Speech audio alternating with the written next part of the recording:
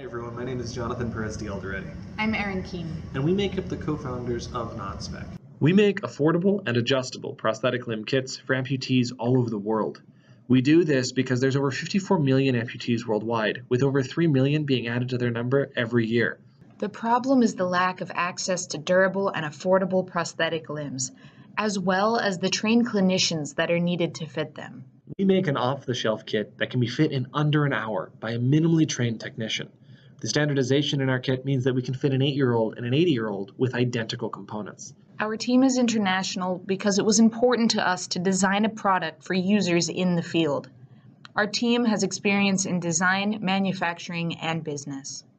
With our combined experience, we've been able to design a product with high gross margins, which means that we're able to deliver this at a lower cost than any other product currently in the field. Our material selection keeps costs low and quality high, and our amputees active and healthy. Please don't hesitate to reach out and see how you can help us reach more amputees.